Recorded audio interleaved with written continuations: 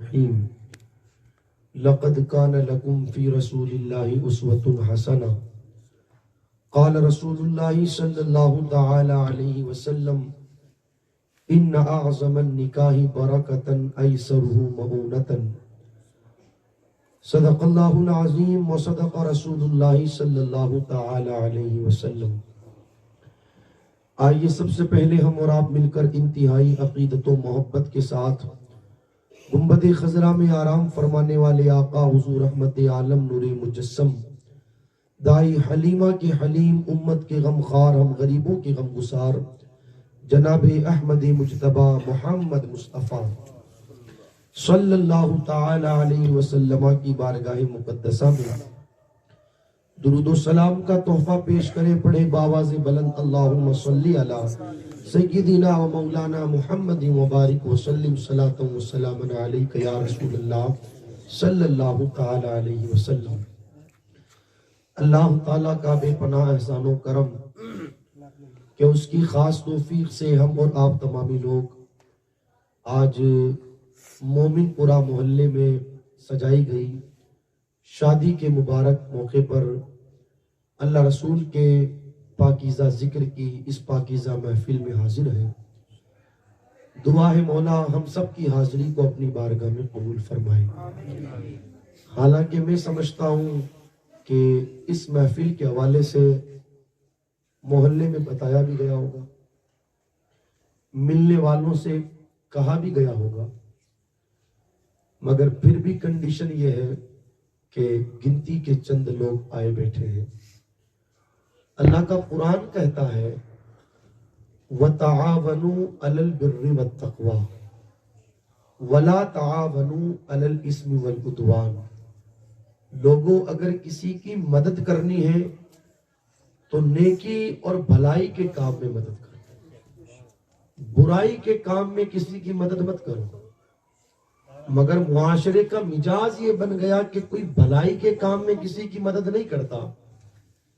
آج یہ میلاد شریف کی محفل سجائی گئی تو دور دور تک کوئی نظر نہیں آیا ہوگا، جبکہ ہونا تو یہ چاہیے کہ محلے میں پتہ چلے کہ شادی کے موقع پر ہمارے محلے میں حضور کا میلاد رکھا گیا ہے۔ تو بھائی حضور کا میلاد اگرچہ تو نے اپنے گھر پر رکھا ہے، مگر مدینے والے کا کرم صرف تیرے گھر تک محدود تھوڑی ہے، ان کا کرم تو پوری دنیا کے اوپر برس رہا ہے۔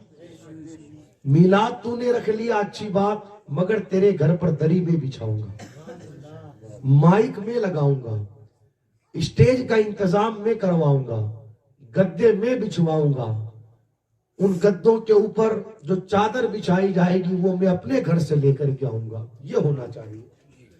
مگر یہ مزاج تو رہا ہی نہیں۔ چلو چھوڑو دری بچھانا، مائک لگانا، پارٹیے لگانا، گدے لگانا، یہ تو ساری چیزیں بات کی ہے۔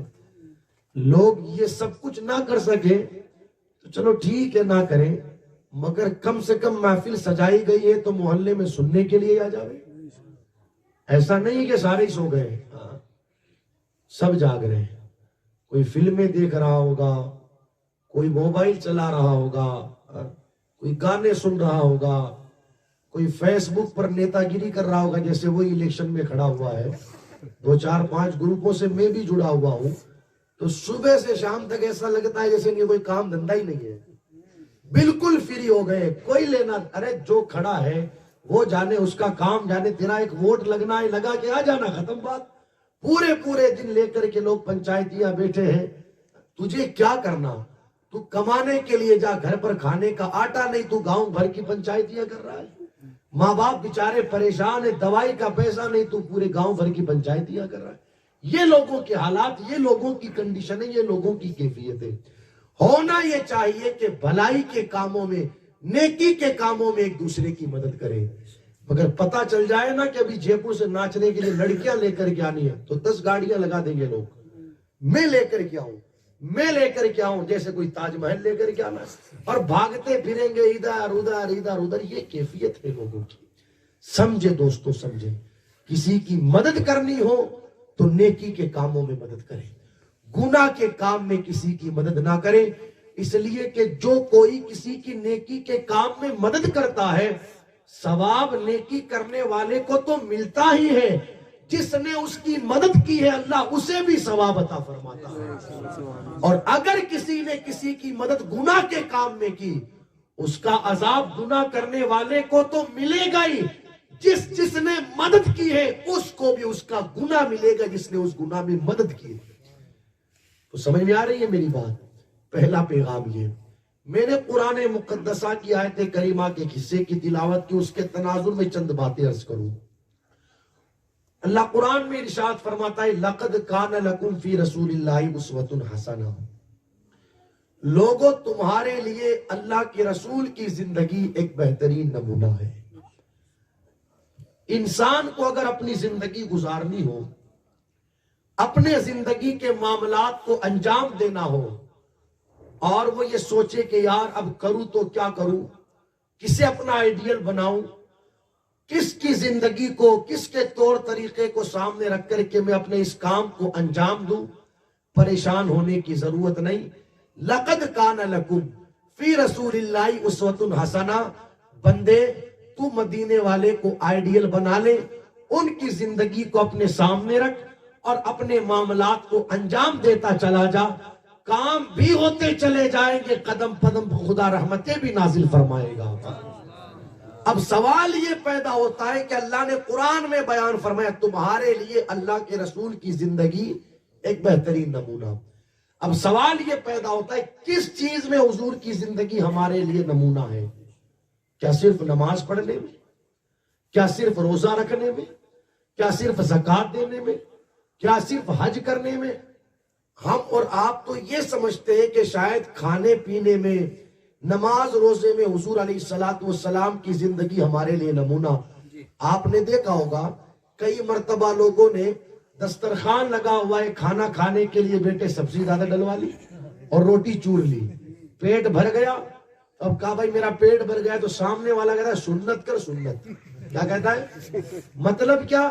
یعنی سنت یہ ہے کہ کھانا کھاؤ تو برتن کو صاف کرو۔ تو اچھی بات ہے، آپ کو وہاں پر سنت یاد آئی، بہت اچھی بات ہے۔ تو جس طرح تجھے کھانا کھانے کے وقت حضور کی سنت یاد آئی، لوگ کہتے تھوڑا میٹھا لے کر جاؤ اس لیے کہ میٹھا کھانا بھی سنت ہے، بہت اچھی بات ہے۔ تجھے کھانا کھاتے وقت حضور کی سنت یاد آئی، مگر یاد رکھیں جس طرح نماز پڑھنے میں حضور کی زندگی ہمارے لیے نمونہ، زکوٰۃ دینے میں حضور کی زندگی ہمارے لیے نمونہ، روزہ رکھنے میں حضور کی زندگی ہمارے لیے نمونہ، کھانا کھانے کے اندر، پانی پینے کے اندر، زندگی کے اور معاملات میں جس طرح حضور علیہ السلام کی زندگی ہمارے لیے نمونہ ہے، وہیں پر اپنے بچوں کے شادی بیاہ کرنے میں بھی حضور علیہ السلام کی زندگی ہمارے لیے نمونہ ہے۔ جس طرح تو نے کھانا کھاتے وقت حضور کی سنت کا خیال رکھا کہ یار صاف کر کے کھاؤ، سنت ہے برتن صاف کرنا، تو وہیں پر جب شادی بیاہ کا موقع ہے اس وقت بھی تیرے نگاہوں کے سامنے حضور علیہ السلام کی سنت ہونی چاہیے۔ اب ایک حدیث مبارکہ جس کی میں نے تلاوت کی، مشکات شریف میں یہ حدیث مبارکہ موجود ہے، سچے باپ کی سچی بیٹی، باپ بھی سچا، ایسا سچا جنہیں صدیق اکبر کہا جائے، اس سچے باپ کی سچی بیٹی جنہیں صدیقہ کہا جائے، ام المؤمنین سیدہ عائشہ صدیقہ رضی اللہ تعالیٰ عنہ، وہ اس روایت کو بیان کرتی ہے۔ مشکات شریف میں کتاب النکاح میں یہ روایت موجود ہے۔ حضرت عائشہ صدیقہ رضی اللہ تعالیٰ عنہ روایت بیان کرتی ہے، حضور علیہ السلام نے ارشاد فرمایا، دیکھیں جہاں ہم نے اور معاملات میں حضور علیہ السلام کی زندگی نگاہوں کے سامنے رکھی، شادی بیاہ کے موقع پر بھی حضور علیہ السلام کا فرمان، آپ کی سنتیں نگاہوں کے سامنے رکھے۔ میرے آقا علیہ السلام نے ارشاد فرمایا، ان اعظم النکاح برکتن ایسرہ مؤونتن۔ میں آپ لوگوں سے پوچھوں، لوگوں بھئی گاؤں میں کئی شادیاں ہوتی ہیں، اس وقت یہ سیزن ہے شادیوں کا، یوں کہہ لو، کئی جگہوں پر سمیلن ہو رہے ہیں، کئی جگہوں پر اکیلے کئی ساری شادیاں ہو رہی ہیں، تو یہ سیزن ہے۔ میں آپ لوگوں سے پوچھوں، بھئی آپ مکرانہ میں رہتے ہو، آپ کے سامنے کئی ساری شادیاں ہوئی، آپ شادیوں میں شرکت کرتے ہو، تو سب سے شاندار شادی کون سی؟ تو سب کا اپنا اپنا جواب ہوگا۔ کوئی کہے گا ابھی یار تھوڑے دن پہلے ایک شادی کی تھی فلاں صاحب نے، آپ کو معلوم ہے انہوں نے اس میں 30 لاکھ روپے خرچ کیا، 5 لاکھ کا تو خالی اس میں ٹینٹ تھا، ٹینٹ اور کوئی 20-25 آئٹم اس کے اندر کھانے کے تھے اور کھڑے کھڑے کھانے کا انتظام تھا. تب تک کوئی دوسرا بولے گا ارے اس نے کیا شادی کی، تجھے پتا نہیں وہ فلاں صاحب نے 50 لاکھ خرچ کیا، وہاں کھانا کھلانے والے مرد تو سارے مر ہی گئے تھے، باہر سے عورتیں بلوائی کھانا کھلانے کے لیے، انہوں نے 50 لاکھ خرچ کیے، بڑی شاندار شادی تھی. تو ہر بندہ اپنے اپنے اعتبار سے بتائے گا کہ فلاں شادی بڑی شاندار تھی. مگر آؤ حضور سے پوچھیں، یا رسول اللہ علیہ الصلوۃ والسلام آپ بتائیں شادیوں میں سب سے بہتر شادی کون سی؟ سننا غور سے. حضور علیہ السلام نے ارشاد فرمایا ان اعظم النکاح برکتن ایسرہ مؤونتن.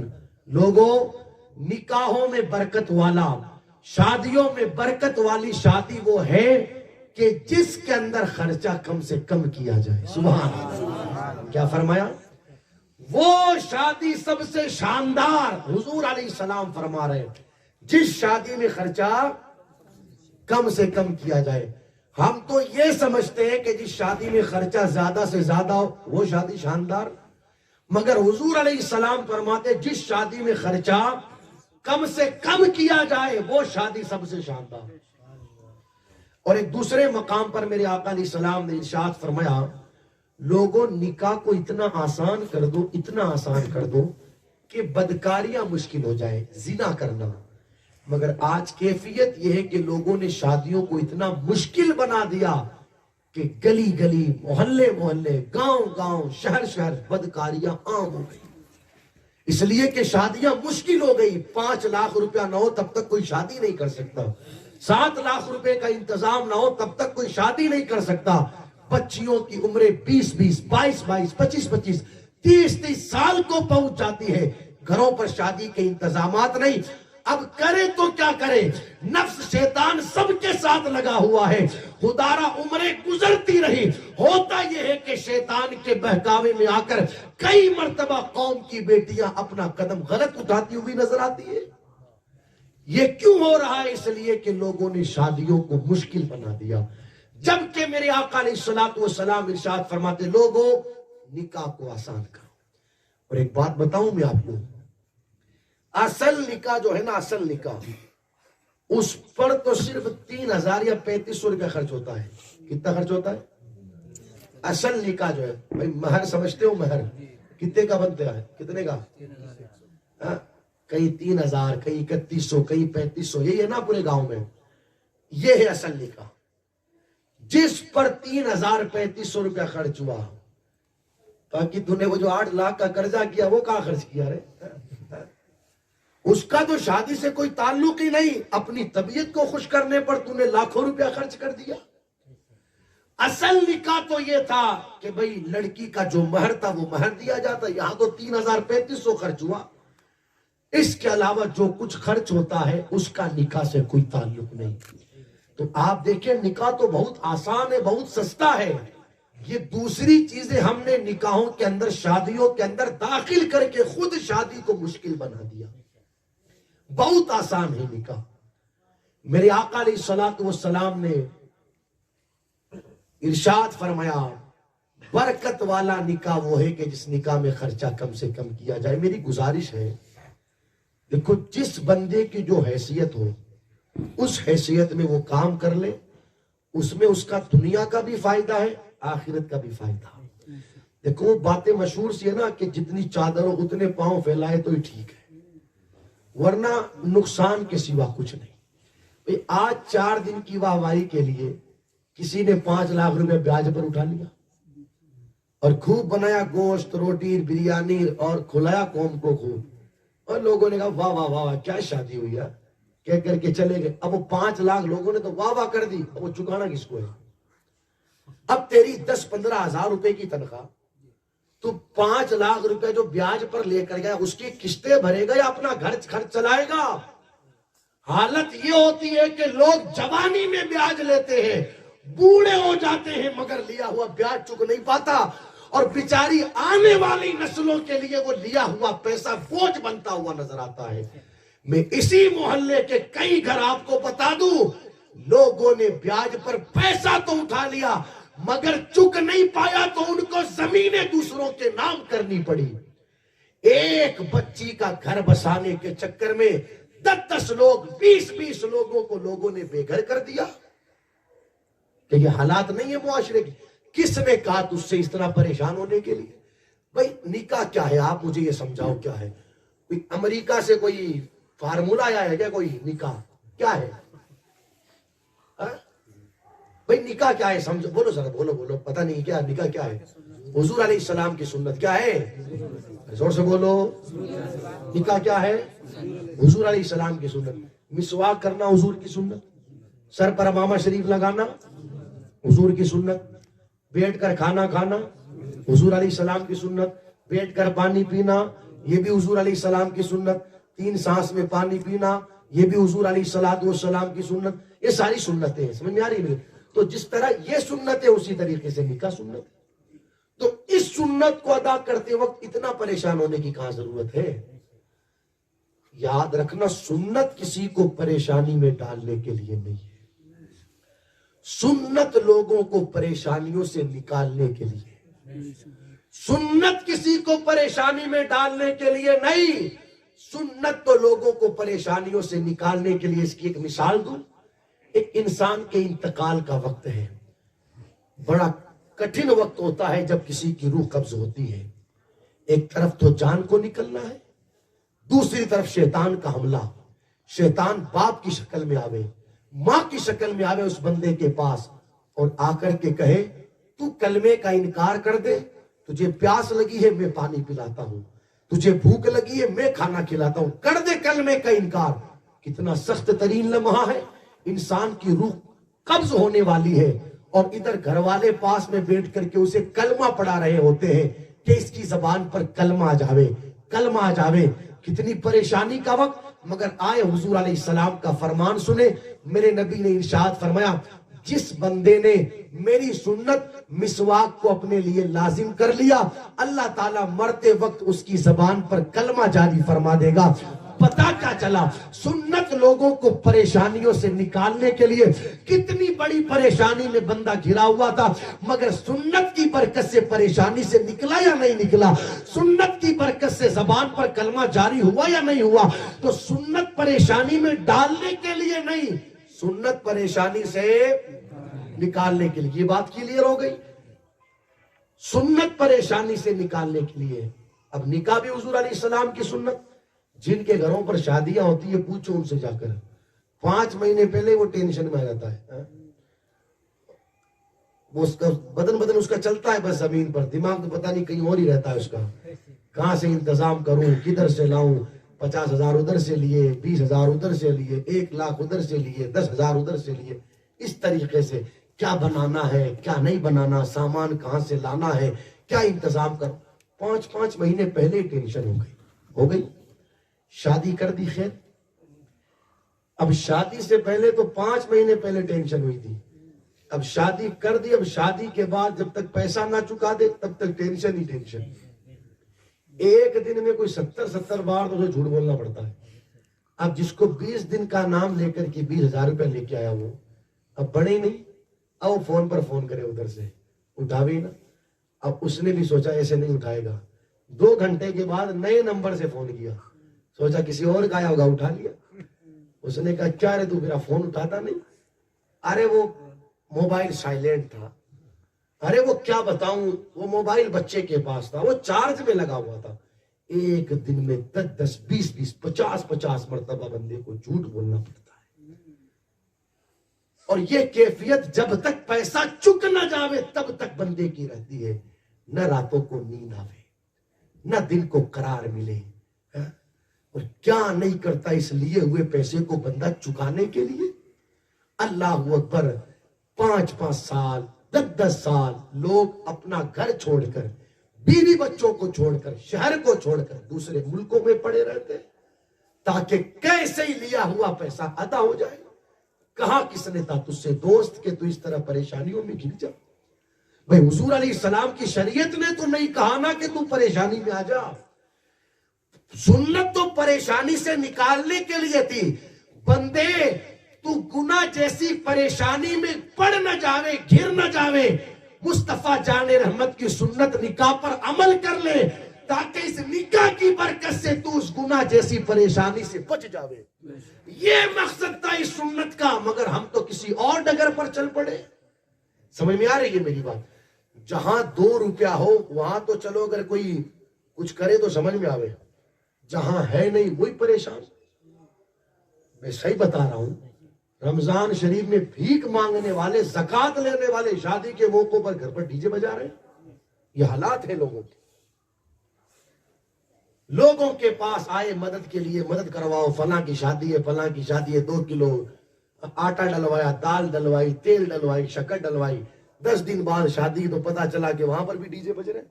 ये हालात है, ये कैफियतें। तुम खुद परेशानियों में गिर रहे हो, इसका जिम्मेदार तो कोई और नहीं है। निकाह को आसान करो, बड़ा आसान है निकाह, बड़ा आसान।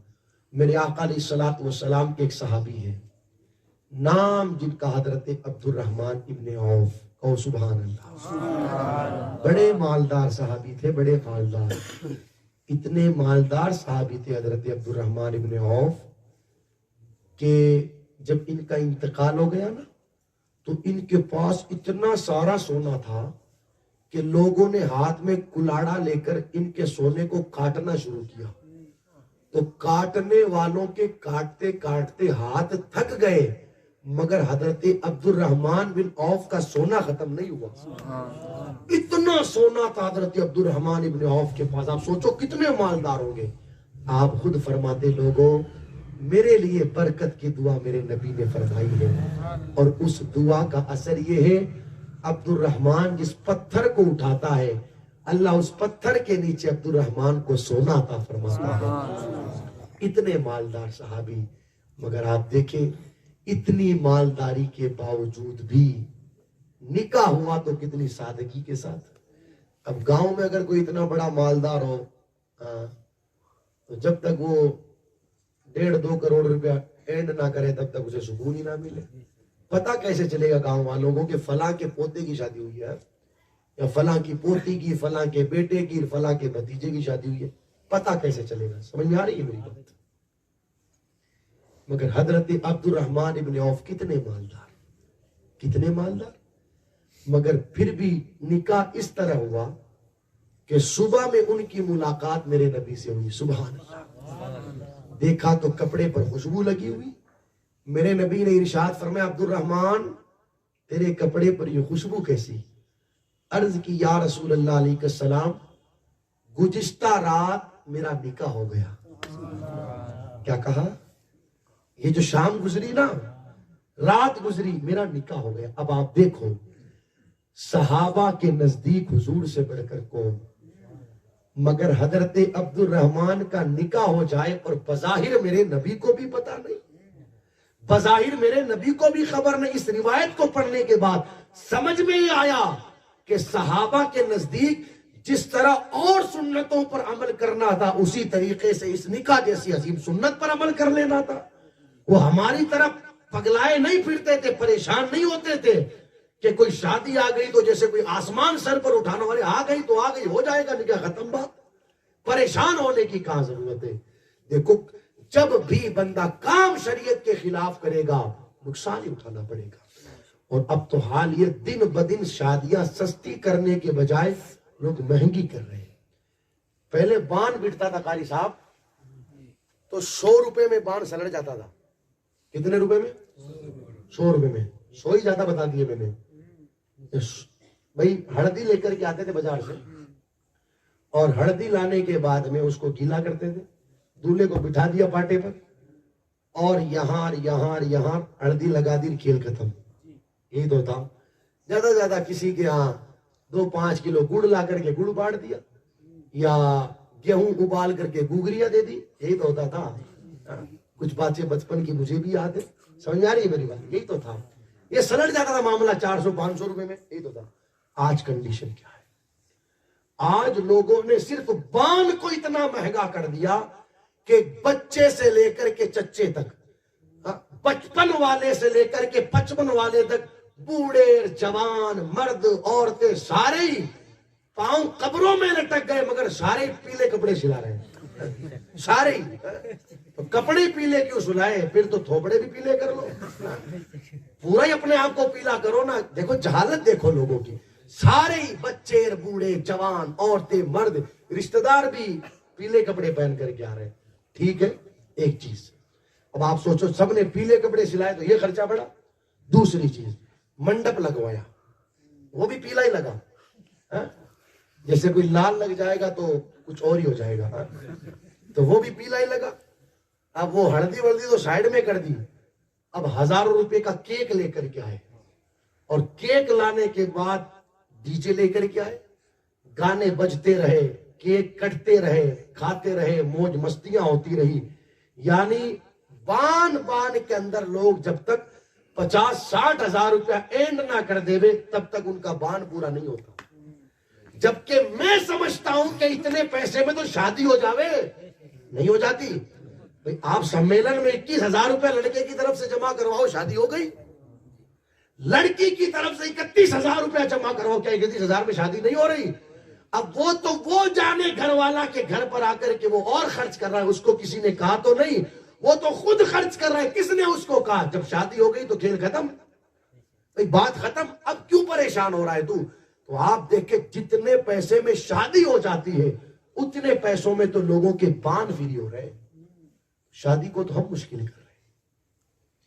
اور یاد رکھو دوستو، اس کا نقصان آنے والے وقت میں ہمیں بہت بڑا اٹھانا پڑے گا۔ یار ایسا دور جسے لوگ ڈاؤن کا پیریڈ کہتے ہیں وہ ہماری نگاہوں کے سامنے سے گزرا۔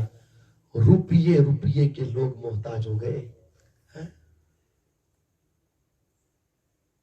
اچھے اچھے لوگوں نے سبزیاں بیچی، اچھے اچھے لوگوں نے چائے بیچی، روپیے کے لوگ محتاج ہو گئے تھے۔ کہیں سے 10 روپیہ مل جائے تو ہمارا کام ہو جائے۔ ایسا وقت دیکھنے کے بعد بھی لوگ نہیں سمجھے، ایسا وقت دیکھنے کے بعد بھی لوگ نہیں سدھرے۔ بھئی سمجھ جانا چاہیے نا کہ کم سے کم اب تو ہم پیسہ بچا کر کے چلیں۔ میں کہتا ہوں اگر آپ کو پیسہ خرچ کرنا ہو کرو خرچ، لاکھ نہیں 2 لاکھ 5 لاکھ 10 لاکھ، مگر بچوں کی شادیوں پر مت کرو۔ پیسہ خرچ کرنا ہے تو بچوں کی تعلیم پر خرچ کرو۔ کہاں خرچ کرو؟ اپنے بچوں کو افسر بناؤ، ڈاکٹر بناؤ، انجینئر بناؤ، وہاں پیسہ خرچ کرو۔ میں کہتا ہوں آپ نے شادی کے لیے زمین بیچی، کھیت بیچے۔ اگر آپ کو کھیت بیچنا تھا تو بچے کی پڑھائی کے لیے بیچتے، زمین بیچنی تھی تو بچے کی پڑھائی کے لیے بیچتے۔ ایک زمین بیچ کر آپ نے بچے کو اچھی تعلیم دلوا لی، اس کی نوکری لگ گئی، کئی زمینوں کو خرید کر کے ان کا مالک بنتا ہوا نظر آئے گا۔ مگر جہاں پیسہ خرچ کرنا چاہیے وہاں پیسہ خرچ نہیں کیا جاتا، اور پتہ نہیں ادھر ادھر 15 سال تک لوگوں نے کمایا، 15 سال، اور ایک ہی جھٹکے میں ایک شادی میں 15 سال کا کمایا وہ خرچ کر دیا۔ کم سے کم اللہ کے بندے سوچتا تو صحیح، تو 10 سال تیرے گھر سے باہر آ، اسی لیے باہر آ کہ ایک جھٹکے میں پورا پیسہ اڑا دے؟ یار کچھ تو تجھے احساس ہونا تھا اس پیسے کا جو تیرا خرچ ہو رہا ہے۔ بھئی صحیح جگہ خرچ ہو تو ہم بھی مانتے ہیں کہ چلو پیسہ خرچ ہوگا، میں یہ نہیں کہتا کہ پیسہ خرچ نہیں ہو، مگر بے مقصد لوگ پیسہ خرچ۔ ابھی میں نے وہاں پر بھی کہا محفل میں، جس قوم کے 30 ہزار 40 ہزار روپے صرف پٹاخے چھوڑنے میں خرچ ہو رہے ہوا ہے، ایسا لگتا ہے لوگوں کو پیسے کے خرچ ہونے کا کوئی احساس نہیں۔ ڈیڈوانا کے پاس نمبی کلا پڑتا ہے، 4-5 دن پہلے میں وہاں تھا، تقریر کر رہا تھا، تو سامنے ایک بابا جی بیٹھے تھے، تو میں نے کہا 20-25 ہزار روپے کے لوگ پٹاخے چھوڑ دیتے۔ وہ بابا جی کہنے لگے مولانا ابھی تھوڑے دن پہلے ایک شادی تھی وہاں پر 1 لاکھ روپے کے پٹاخے چھوڑ دیے۔ آپ دیکھو لاکھ روپیہ لوگ صرف پٹاخوں میں اڑا دیتے، جبکہ ان پٹاخوں کا حضور علیہ السلام کی سنت سے کوئی تعلق ہی نہیں ہے۔ پٹاخے چھوڑ کر تیرے دوست تو خوش ہو سکتے ہیں، مگر مدینے والے کو تو نے ناراض کر دیا، اللہ کو تو نے ناراض کر دیا۔ پٹاخے نہیں جلاؤ گے تو کیا محلے والوں کو پتہ نہیں چلے گا یہ شادی نہیں ہوئی ہے؟ پتہ نہیں چلے گا کیا؟ تو پھر کیا؟ یہ آنے والی دلہن ناراض ہو جائے گی اگر تو پٹاخہ نہیں جلائے گا تو. اللہ کی خفیہ تدبیر سے ڈر. کل دلی کی بات ہے، کل پٹاخے کی ایک چنگاری کسی گودام میں چلی گئی تو پورے کے پورے گودام کو جلا کر کے خاک کر دیا. حتیٰ کہ وہ فائر بریگیڈ آتی ہے جو گاڑیاں آگ بجھانے والی، 4 6 گاڑیاں لگا دی گئی مگر اس آگ پر قابو پانے کے لیے تیار ہی نہیں. آگ بجھ ہی نہیں پا رہی. اللہ کی خفیہ تدبیر سے ڈرو، پتہ نہیں کب کیا ہو جائے. یہ پٹاخوں کی چنگاری کہیں ایسا نہ ہو کہ تمہاری خوشیوں کو غمی میں بدل دے. اللہ کے خفیہ تدبیر سے ڈرا کرے، ڈرے اللہ سے. بھئی شادی ہو گئی، نکاح ہو گیا، دلہا گیا، اس کی والدہ چلی گئی، اس کی بہن چلی گئی، جا کر کے دلہن کو چپ چاپ گھر پر لے کر کے گئے. ٹھیک ہے، بس کام ختم. اب یہ پوری فوج دوستوں کی جمع کرنا اور ہا ہلڑ کرتے ہوئے گاڑیاں دوڑانا اور دلہنوں کو لے کر کے آنا اور محلے میں آ کر کے پورے محلے کی نیندیں اڑا دینا. رات کو 1 بجے وداعیاں ہو کر کے جب گھروں پر پہنچتے لوگ، کیوں کسی کی نیند خراب کرتے ہو یار. سیدنا ابو بکر صدیق رضی اللہ تعالیٰ عنہ کا دور خلافت ہے. ایک رجسٹر تیار ہوا، رجسٹر. اس رجسٹر کے اندر کام لکھے گئے، فلاں کام، فلاں کام، فلاں کام، فلاں کام. کاموں کے سامنے نام لکھے گئے، یہ کام اس نے کرنا، یہ کام اس نے کرنا، یہ کام اس نے کرنا. ان کاموں کے بیچ میں مدینہ منورہ میں رہنے والی ایک بوڑھی عورت کا نام لکھا گیا جو آنکھ سے اندھی تھی، آنکھ سے اندھی تھی اور ہاتھ پاؤں سے معذور تھی. کوئی اس کی خدمت کرنے والا نہیں تھا. ابو بکر صدیق نے رجسٹر تیار کیا، چلے گئے. اس رجسٹر کو جناب عمر فاروق اعظم نے کھولا، دیکھا ہر کام کے سامنے کسی کا نام لکھا ہوا. سننا غور سے، مگر اس بڑھیا کے نام کے سامنے کسی کا نام نہیں لکھا. اس کی خدمت کوئی نہیں کرے گا. عمر فاروق اعظم نے سوچا عمر کوئی نہیں کرے گا تو کیا ہوا، عمر اس کی خدمت کرے گا. صبح کا سویرا نمودار ہوا. عمر فاروق اعظم اس بڑھیا کے گھر گئے، جا کر کے دیکھا تو سارا کام بھی ہو چکا ہے، کھانا بھی پک چکا ہے. بڑھیا نے کھانا بھی کھا لیا. جا کر کے کہا مائی تیرے گھر پر تیرے علاوہ کوئی نہیں، کس نے آ کر کے تیرے گھر پر کھانا بنایا، کام کیا؟ اس نے کہا آنکھوں سے اندھی ہوں یہ تو مجھے بھی پتا نہیں، مگر کوئی آنے والا آتا ہے اور آ کر کے پابندی سے میرے گھر کا کام کر کے چلا جاتا ہے. سیدنا عمر فاروق اعظم نے سوچا اگلے دن رات کو چھپ کر کے پتہ لگاؤں گا کہ کون رات کے اندھیرے میں آتا ہے. چھپ گئے. ایک نقاب پوش آیا. آنے کے بعد اس نے بڑھیا کے گھر کا کام کیا، کھانا تیار کیا، اسے کھانا کھلایا. جب جانے لگا نا وہ نقاب پوش تو عمر فاروق اعظم نے پیچھے سے آواز لگائی، اے آنے والے رک جا تو صحیح، کون ہے بتا تو صحیح. نقاب ہٹا کر کے کہا مجھے دنیا ابو بکر کہتی ہے. سبحان اللہ. کیا کہا؟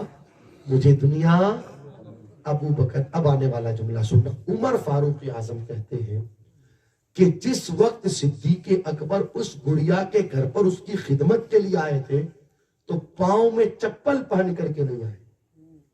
کیا پہن کر کے نہیں آئے؟ پاؤں میں چپل.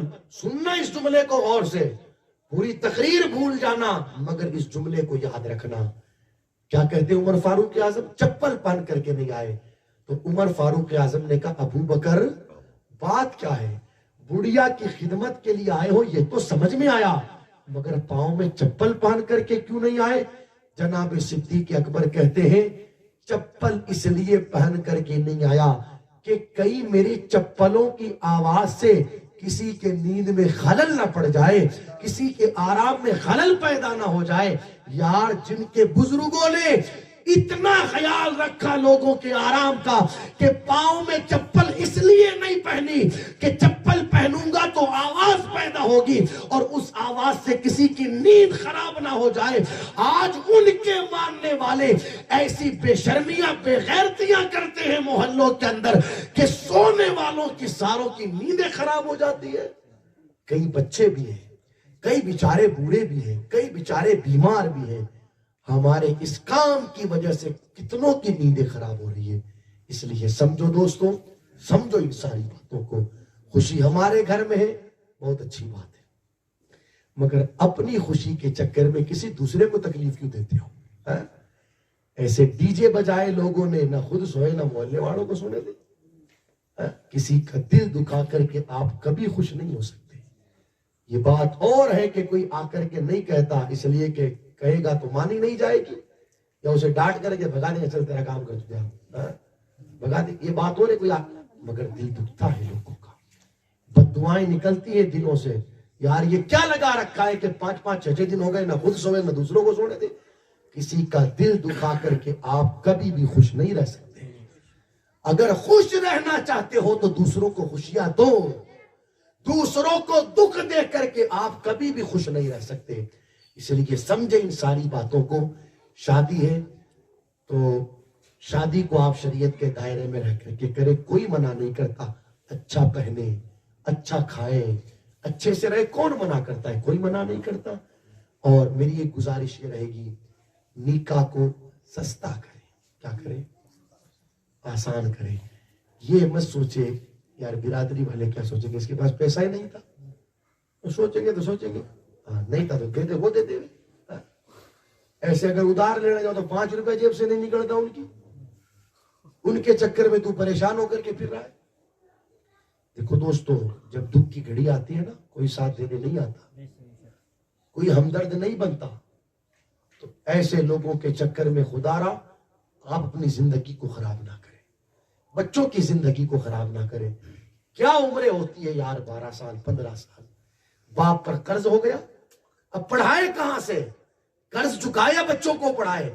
12 سال 15 سال کے بچے, میں اسی محلے کی بات کروں,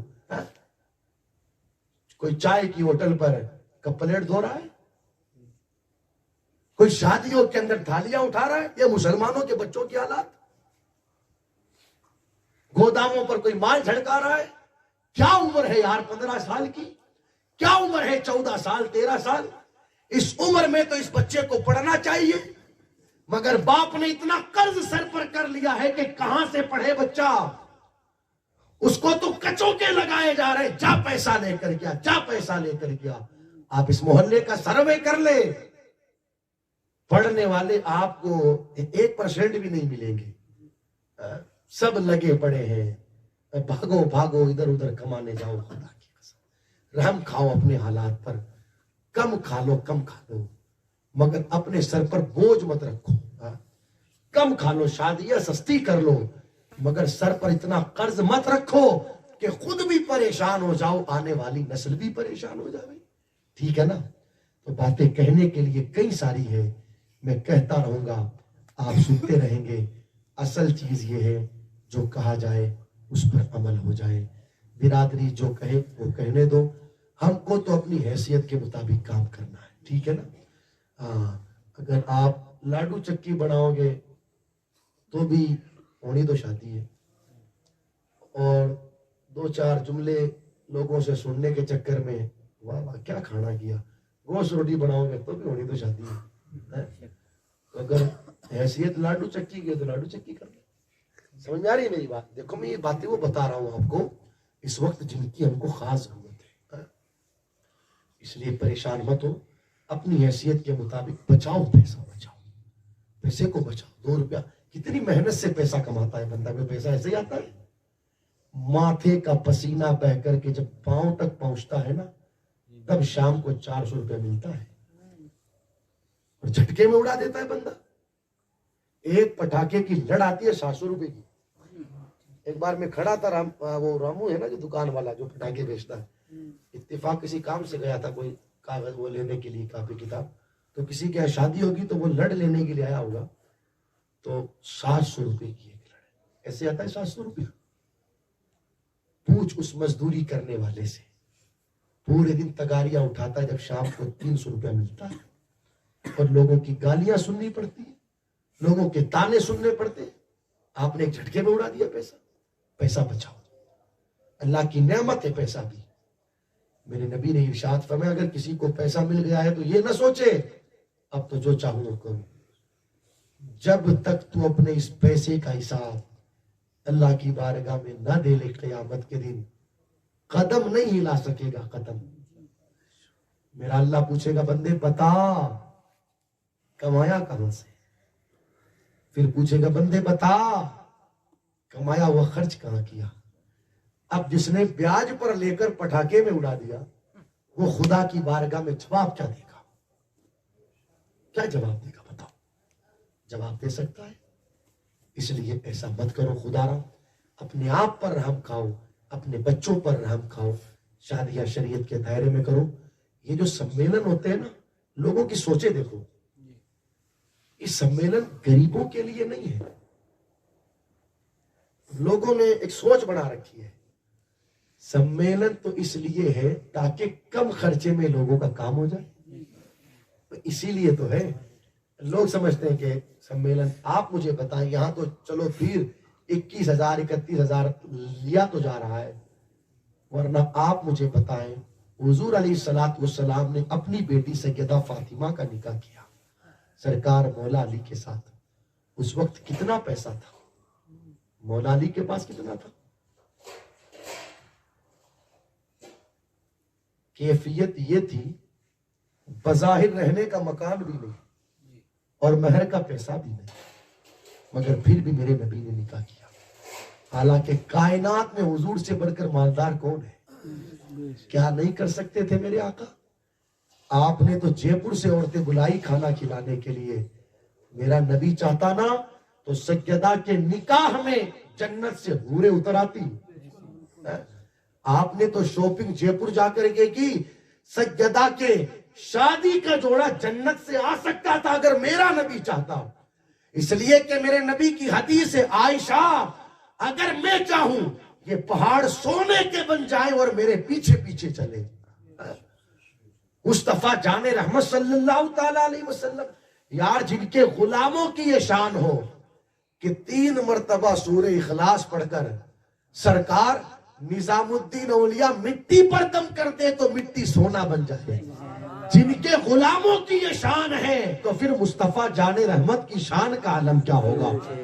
لوگ جن کی چوکھٹ پر دامن پھیلا کر بھیک مانگ کر مالدار بنتے ہیں, اس چوکھٹ کو چوکھٹ مصطفیٰ کہا جاتا ہے. آپ سوچیں جب بھیک مانگنے والوں کی مالداری کا یہ عالم ہے کہ کوئی اللہ اکبر عثمان غنی بنتا ہے, کوئی عبد الرحمن ابن عوف بنتا ہے, کوئی عبد القادر جیلانی بنتا ہے, اور کوئی ہندوستان کا راجہ ہم سب کا خواجہ معین الدین غریب نواز بنتا ہے. نبی کی چوکھٹ پر دامن پھیلانے والے اتنے بڑے مالدار, تو نبی کی مالداری کا عالم کیا ہوگا. حضور کتنے بڑے مالدار تھے, مگر سیدہ کا نکاح کتنی سادگی سے کر دیا میرے نبی نے, تاکہ حضور جانتے تھے نا بھائی. حضور علیہ السلام نے تقریباً 11 نکاح فرمائے. کتنے؟ 11. مگر آپ پوچھے, حضرت بیٹھے ہیں, ولیموں کی کیفیت یہ رہی کہ کوئی ولیمہ حضور علیہ السلام نے سرکے سے کیا, ستو وغیرہ سے. کسی ولیمے کے اندر حضور علیہ السلام نے بکری کا گوشت بنوایا. قربان نہ جائے مدینے والے پر, میرا نبی صرف مالداروں کا نبی بن کر کے تو نہیں آیا, صرف غریبوں کا تو نبی بن کر کے نہیں آیا, وہ پوری کائنات کا نبی بن کر کے آیا.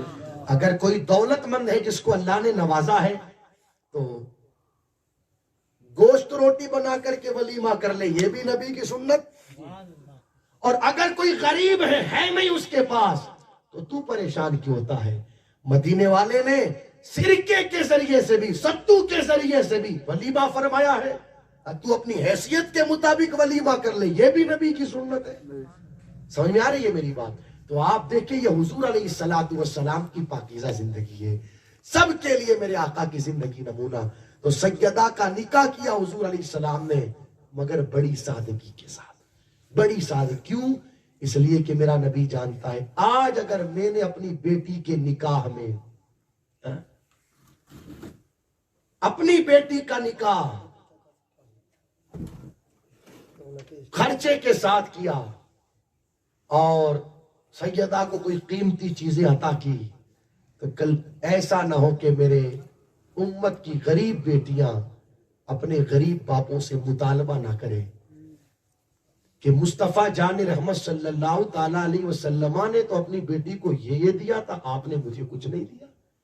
حضور علیہ السلام نے بڑی سادگی کے ساتھ اپنی بیٹی کا نکاح کیا تاکہ امت کی غریب بیٹیوں کے لیے حضور علیہ السلام کی بیٹی سیدہ فاطمہ کا نکاح کے وقت میں ایک زندگی گزارنے کا بہترین نمونہ ہو جائے۔ اس لیے میری گزارش یہ ہے، کوئی ضروری نہیں ہے بیجا مطالبات کی، جو اپنی حیثیت ہے اس حیثیت کے مطابق کام کر لیں۔ اگر عورتیں بھی مجھے سن رہی ہیں تو ان سے بھی میری گزارش ہے، آپ بھی سمجھائیں گھر کی عورتوں کو کہ اگر باپ کی کنڈیشن ٹھیک نہیں ہے تو پریشان نہ کریں گھر کے ذمہ داروں کو۔ کئی بیٹیاں اتنی پریشان کر دیتی ہے بیچارے باپوں کو، اس کی حیثیت ہے ہی نہیں۔ میں صحیح بتا رہا ہوں دوستو، کئی باپ آ کر کے روئے ہیں ہمارے پاس کہ کیا کریں حضرت، حیثیت ہے ہی نہیں، مگر بس مطالبات ہے دوسروں کو دیکھ کر کے میں بھی شاپنگ کرنے جے پور جاؤں گی۔ اب وہ کپڑا اگر مکرانے سے لیتی تو 5,000 میں مل جاتا، اب جے پور ایسے تو نہیں جایا جاتا نا، اس کے لیے پہلے تو آپ 4,000 کی گاڑی بک کرو، اور پھر ایسا تو ہے نہیں کہ گیا اور فوراً آ گیا، صبح جائے گا تو آتے ہوئے شام ہو جائے گی، تو کھانے خرچے کا پیسہ ہونا چاہیے، اور یہاں جو چیز 5 میں ملتی ہے وہ وہاں پر بڑی دکان میں پھر 15 کی ہو جاتی ہے۔ یہ حالات ہے۔ اب اس بیچارے کی کنڈیشن حیثیت 2,000 کا سوٹ لا کر کے دینے کی نہیں، حالانکہ پھر بھی وہ کر رہا ہے، مگر اس طرح اس سے مطالبات فرمائشیں کی گئی کہ اس کو پریشان کیا جا رہا ہے، مگر اس کو تو کرنا ہی پڑے گا نا۔ اب کیا کرے وہ اپنا دکھ کس کو جا کر کے بتائے، اس کو تو کوئی سمجھنے کو تیار ہی نہیں۔ حالانکہ میں سمجھتا ہوں باپ کو جتنا بیٹی سمجھ سکتی ہے کوئی اور نہیں سمجھ سکتی۔ بیٹی ہر اعتبار سے جانتی ہے کہ میرے باپ کی حیثیت کیا ہے، اس لیے کہ باپوں کی تجوریوں کی چابیاں بیٹوں کے پاس نہیں ہوتی، بیٹیوں کے پاس ہوتی ہے۔ باپ کا اگر کسی کو پیسہ دینا لینا رہتا ہے، اس کی ذمہ داری بیٹوں کے ہاتھوں میں نہیں ہوتی، بیٹیوں کے ہاتھوں میں ہوتی ہے۔ سمجھتی ہے بیٹیاں میرے باپ کی حیثیت کیا ہے۔ یار اس بیٹی کو تو سمجھنا چاہیے کہ میرے باپ کی کنڈیشن کیا ہے، کیوں پریشان کروں میں اپنے باپ کو۔ ہاتھ جوڑ کر کے کہے بیٹی اگر شادی کا موقع آ گیا ہے اپنے باپ سے، میرے باپ تجھے میری خاطر پریشان ہونے کی ضرورت نہیں، جو تجھ سے ہو سکے اپنی حیثیت کے مطابق تو کر دے۔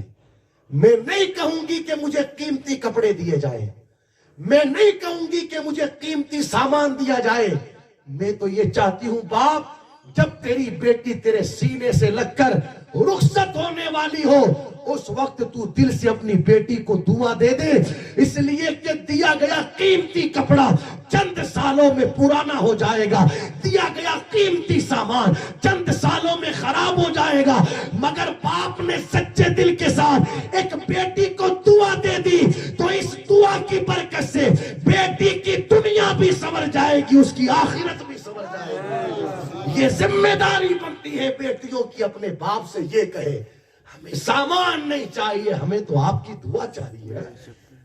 سمجھ رہے ہو میری بات؟ اللہ عمل کی توفیق دے۔ کلمہ شریف پڑھ لو بلند آواز سے، لا الہ